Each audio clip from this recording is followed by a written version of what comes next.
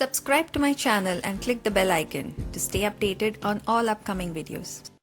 Let's talk about like stress, like what stress really is and how does it impact our brain health, because that's something we go through like on a daily basis, right? Like when it comes to stress. So when we talk about stress, it's important to kind of understand the difference between eustress and distress. So it's not that all stress is bad. We do need stress to operate well. For example, if you're going up to speak in front of a crowd, you could get like freaked out by that stress, or you could use that stress energy to enhance the performance of what you do on stage, either singing or speaking.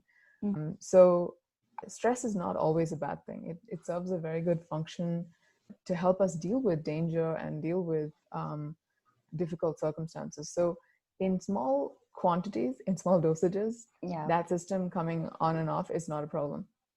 I think the real problem starts when we have prolonged stress, and that leads to high levels of cortisol, which wears down the ability of our brain to function properly.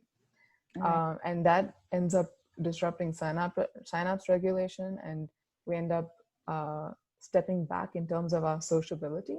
And research has shown that there's quite a big link between how social we are and whether we have significant memory decline over age. So the more sociable we are, the less lonely we are, the better it is for our brain health and actually overall health too.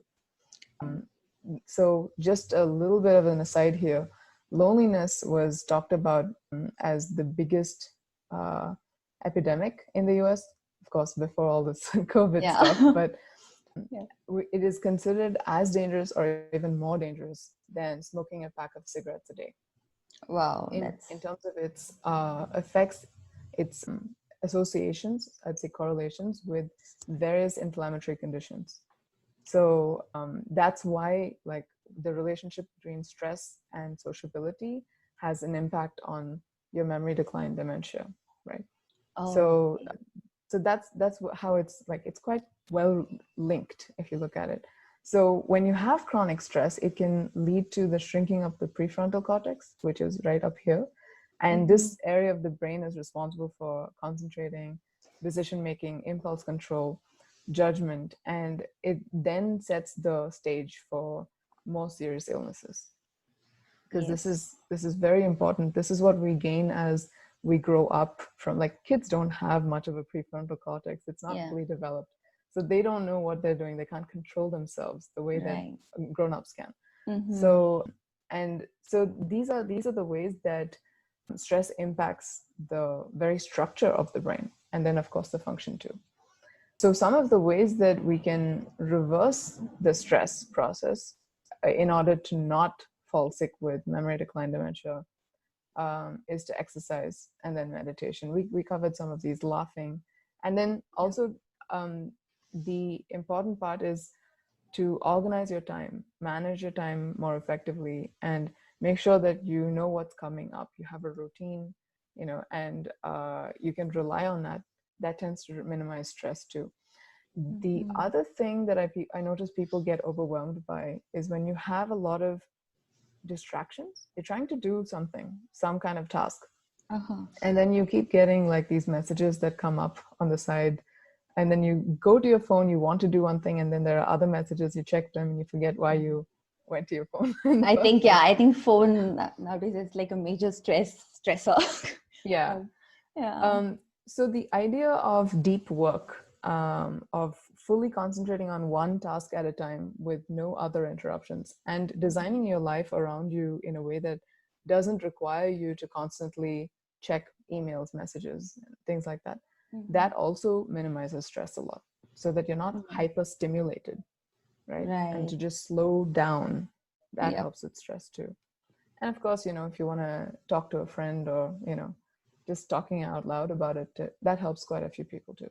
So those are like excellent tips, like something that we can and we should actually really implement in our day-to-day life. So like small changes here and there, they really tend to have like a big, larger impact when it comes in the long-term effect of it. So that's really interesting.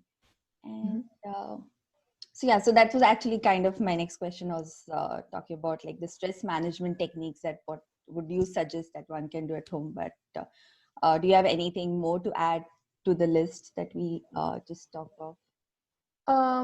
I think that stress management is relatively personal in the sense that there are lots of things that work for some people that don't work for others. For example, if I tell you to write a diary, like a journal or something, you might not be into writing, so it might not work for you.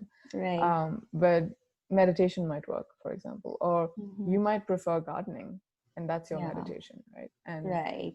so meditation, art, and this is where the expression arts therapy comes in. Like there's a lot of choices, different techniques, a variety of techniques that you can explore and then find what works for you.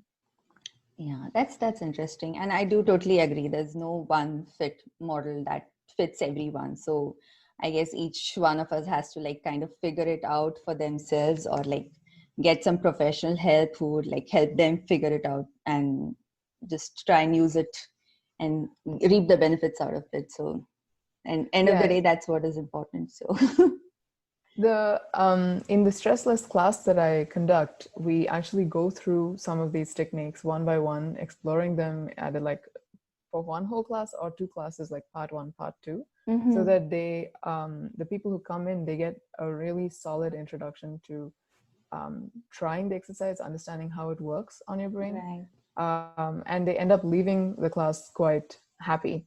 But I always tell them that it's not it's not about how you feel after class. That's important too, but it's about how you translate that to your life. Like how much of it can you apply, and can you really prioritize your health enough to make that change?